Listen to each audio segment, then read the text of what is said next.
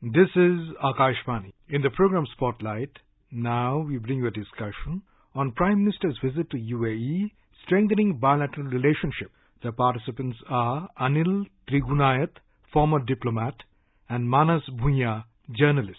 Mr. Trigunayat, Prime Minister Narendra Modi today held wide-ranging talks with UAE President Sheikh Mohammed bin Zayed Al Nahyan. We have seen in the last few years India's relations with United Arab Emirates have been on a significant upswing.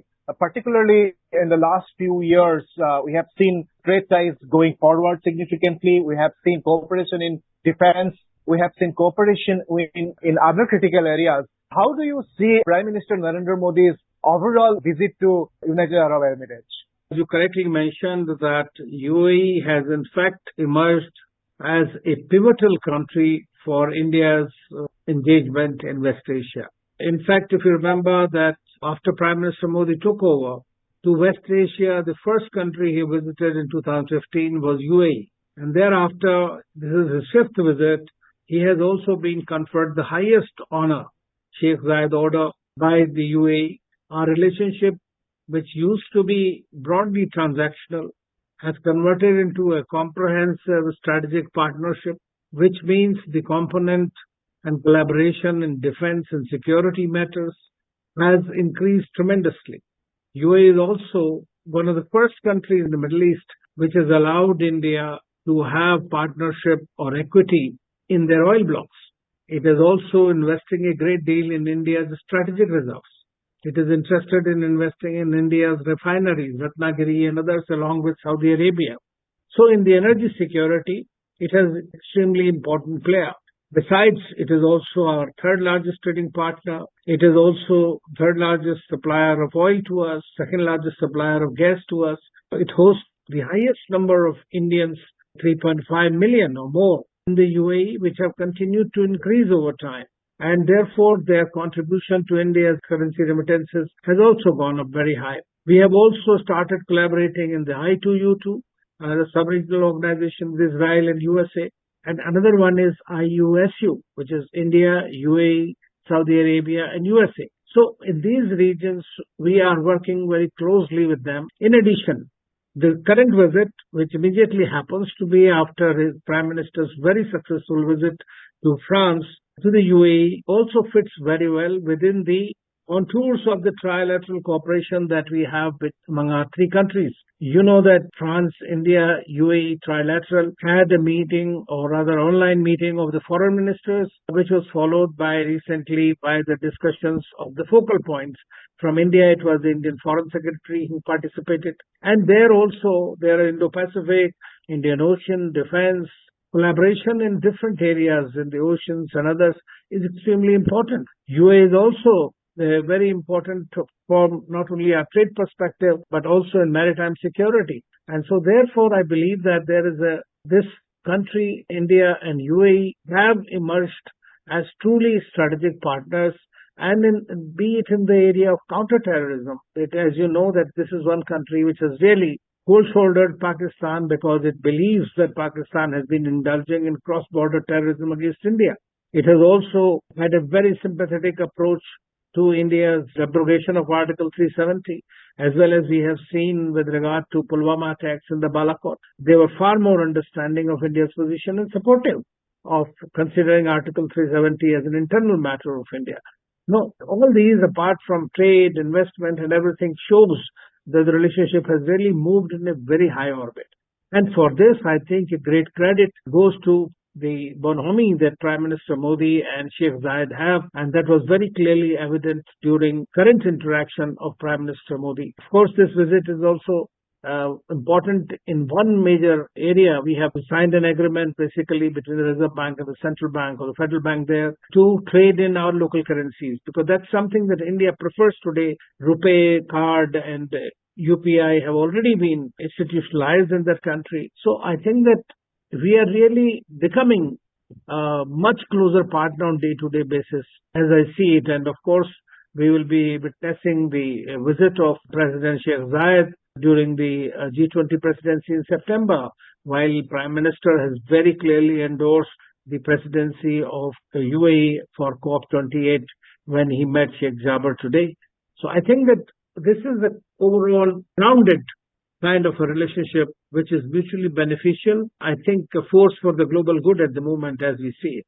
Mr. Tigranat, you have very extensively elaborated on the extent of the relations between India and UAE, particularly in the last 5-6 years, that we have seen very, very significant progress and upswing in overall relations, including trade, investment, defense, security, etc. But the agreement that was signed between Reserve Bank of India and the Central Bank of the UAE today for establishing a framework to promote the use of local currencies for cross-border transactions and to interlink the payment systems and messaging systems. So how do you see it? Because it comes months after India and UAE signed a very, very comprehensive economic agreement to expand their overall trade. And we have seen around 20% increase in bilateral trade since the signing of the agreement. So how do you see the new measures to have trade in local currencies? It's always a preferable mode of transaction because so that the third country sort is avoided. For example, you don't have to go through the US dollar, and both the countries are ready. India has signed almost 9 agreements with 19 countries whereby the trading in bilateral currencies can happen. And this is in fact being accelerated further by the Russia-Ukraine war and the way that we have seen the weaponization of financial instruments, weaponization of the energy, as well as that of fertilizer and food. So all these factors which have impacted every country in the world and also equally the UAE and India. So therefore what they have tried to do, and UAE happens to be our third largest trading partner. So if we resort to our bilateral currencies, that means your transaction cost will be much lower. You'll be using mostly the UPI or another jointly agreed interface. So that will be a far much more easier way of doing business, and which will be cost effective as well as more reliable to that extent. Secondly, I think as you know that UAE also emerged as one of the conduits for trade with Russia for many countries. And I think that they have also got a good experience of dealing in the bilateral currencies with the countries. So I have a feeling that this would be, our trade with UAE is broadly on the equal amount import and export, not a great difference like we have with China or some other countries. So, or Iran for that matter, it was the case. So even though it is an oil providing country to us, we have a rather balanced trade with them. So it will be a mutually beneficial, I would say, mechanism that will probably be a game changer in times to come. Also, a very important aspect of the bilateral relations between India and the Arab Emirates has been the defense cooperation. We have seen increasing maritime cooperation between the two countries. We have seen very high-level level of military leadership in the last few years. So how do you see the importance of India and UAE joining hands together in the areas of defense? I guess both sides are also looking at developing military platforms together. And more important, we both have resolved to combat terrorism effectively. So how do you see the cooperation in the areas of defense as well as to combat the scourge of terrorism? As I mentioned that defense and security, and when we talk of security, it also includes terrorism and counter-terrorism measures. Climate change and all these are very important dimensions of the overall security when we look at it. So the defense and security are an integral part of a comprehensive strategic partnership whenever we have that. So with the UAE, in fact, we have been having earlier only some exchanges and goodwill visits as well as the capacity building, training programs and all that. But now that we are moving into from not a buyer-seller perspective to co-production, joint manufacturing and import of the Indian platforms that have been created in India and have been very successfully marketed abroad also, the UAE is also looking at that, even though most of its defense equipment is from the USA. But it has shown interest in BrahMos and some other missiles and all. So I think that we are already supplying these shells for 155 guns that they have. So I think the defense in India cooperation has significantly increased. We had the visit of the Chief of the Army Staff. So this is something that will keep going forward. Of course, it will become more entrenched with co-production, joint ventures, greater investments, transfer of technology, etc. As far as counter-terrorism is concerned, I think this is one area in which there have been a clear dividend as far as India is concerned. As I said earlier, that UAE has stood with India in its difficult times, be it Pulwama attacks or our response to Balakot, or even abrogation of Article 370. They have shown great maturity and support to India. Likewise, in the OIC, they invited late Srimati Sushma Swaraj to come and address for the first time since it was established in 1969. So that shows that UAE has a much greater respect for India, considers India as a very important strategic partner, which fits very well in their Act East policy. And more importantly, they have really, I think, tried to control Pakistan to a great extent, or at least call it out where it matters the most to us. So that was not the case 10 years ago, but now we see it happening on a regular basis. So I would say they are very keen. Secondly, whenever we needed any offenders who are in UAE, who have run away, whether it is economic or the criminals, UAE has been one of the fastest countries really to extradite them to us. Now, that is another very major takeaway of our relationship.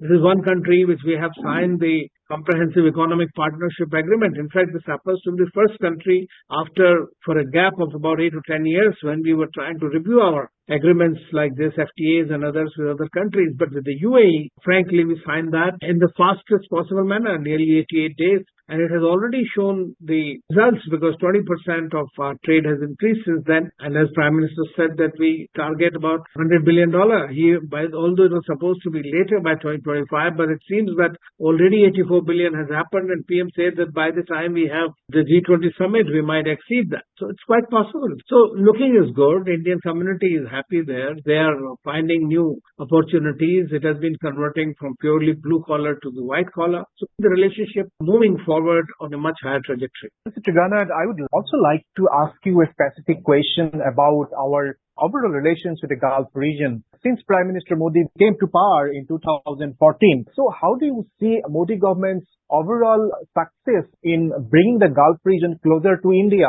Well, one thing I can tell you is, for me personally, the West Asia policy, rather Act West policy of India, of Prime Minister Modi, has probably been the most successful foreign policy outcomes in terms of achievements, in terms of moving the relationship from transactional to strategic partnership. And there are several ways in doing it because it is an important, as you mentioned, extended neighborhood. Sometimes I say that it is a far important geography for us than any other, for the simple reason because of the 3 E's.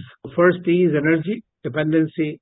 Second is economy. Third is expatriates. We have 9 million people who are sending about $60 billion, which is nearly 1/10 of our foreign exchange. So this is naturally an important region for us. Unfortunately, the high-level interactions with the leadership was for odd reasons not happened, though they are just 2.5 hours away from us, which is what Prime Minister Modi has really changed dramatically. His first visit was to UAE, then he visited all other countries in the region.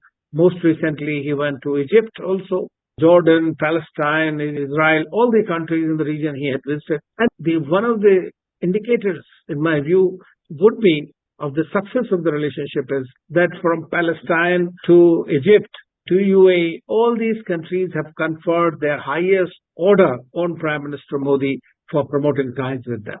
I mean, that's a unique achievement, I would say. And of course, under India's G20 presidency, Prime Minister Modi has invited UAE, Oman, and Egyptian leaders as our special guests, while G20 already had Saudi Arabia as a major. So all major countries are our close partners today. And that I think that kudos to Prime Minister Modi and his team for focusing a great deal on UAE and West Asia. Thank you, Ambassador Tigana, for a detailed perspective on Prime Minister's visit to United Arab Emirates and about the overall trajectory of India-UAE relations in the last few years.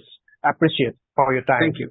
You were listening to a discussion on Prime Minister's visit to UAE, strengthening bilateral relationship. The participants were Anil Trigunayat, former diplomat, and Manas Bhuiya, journalist. This program was produced and presented by the News Services Division of Akashvani. You can listen to it on our mobile app, News on AIR. This program is also available on our YouTube channel, News on AIR Official. You may share your feedback about this program through email at airnsdtalks@gmail.com or WhatsApp on 9289094044.